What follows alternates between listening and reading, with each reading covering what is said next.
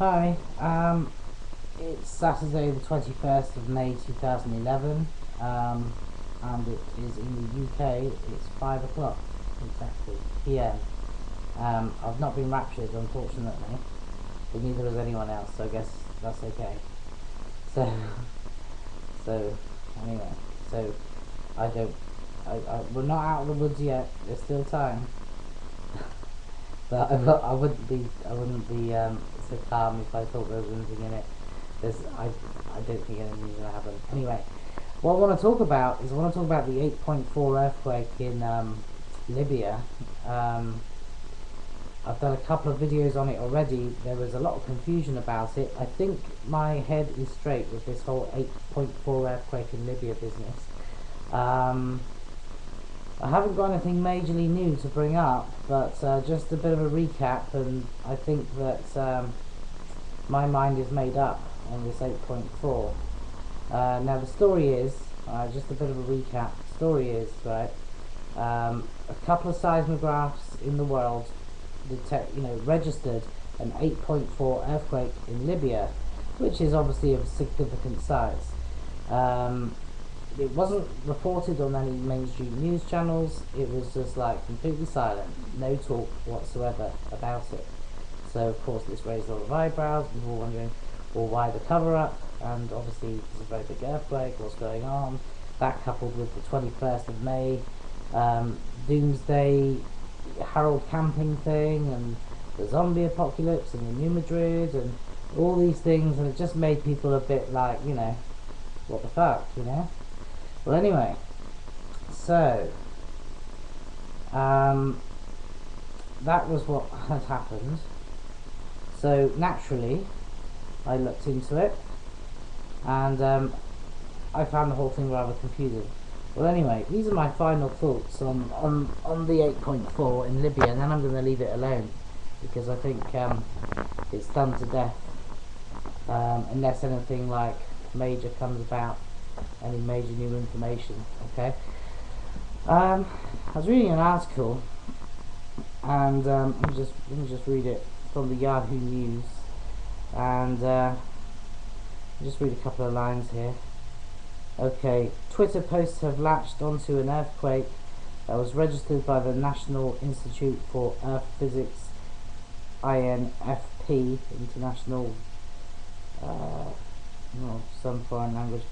Not going to attempt to read it. Anyway, so it says, but was not registered by other seismic agencies.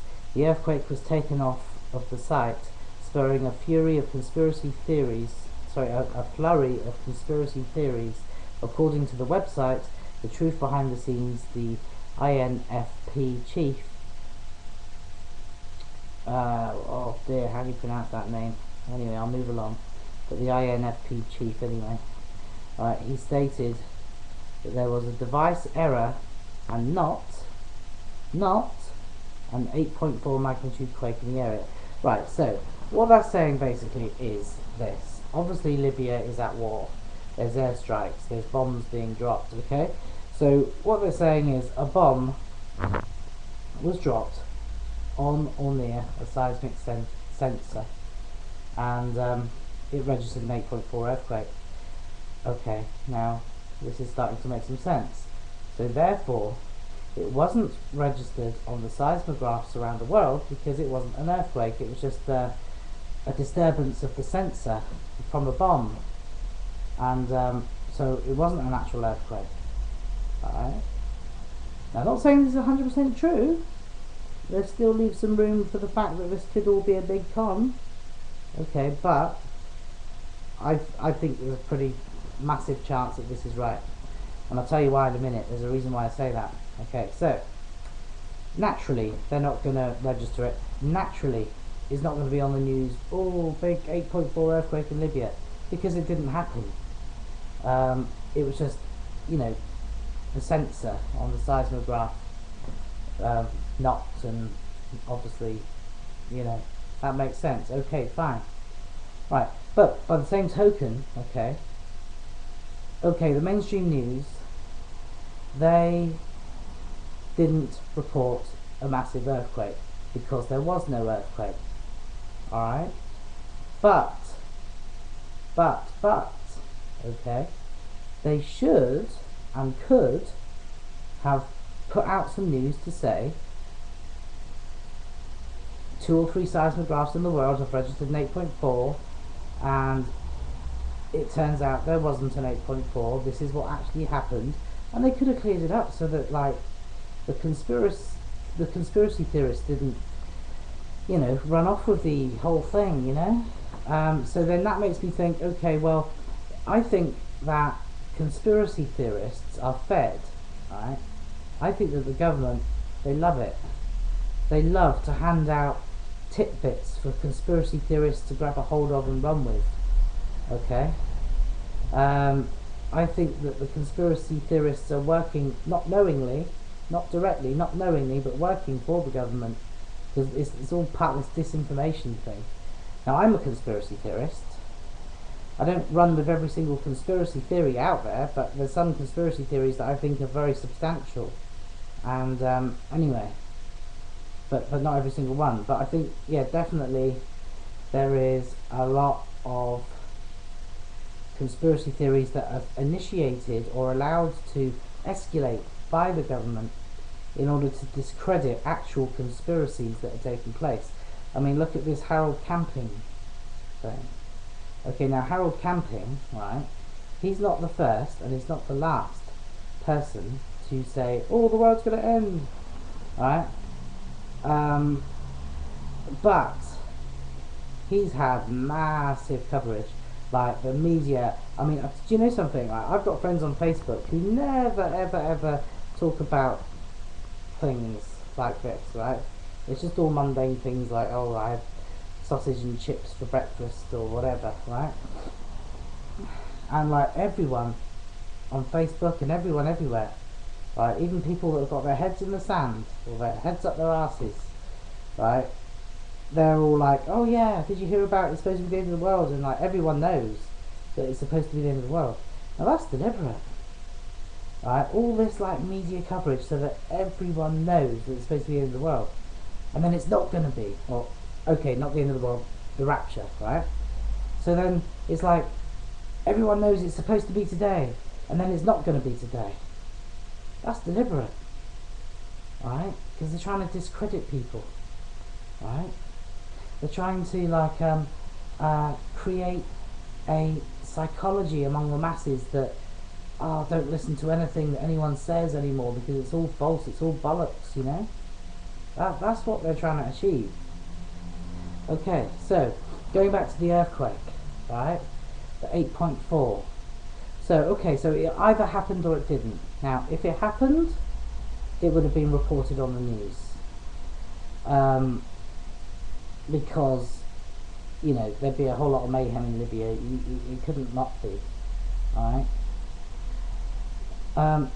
If it didn't happen, it's not going to be reported on the news. Because it didn't happen. Alright? Although it should have been to clear up the whole conspiracy. So the fact that it wasn't means that maybe we want a conspiracy theory thing going on. Okay? Right, but here's the other thing as well.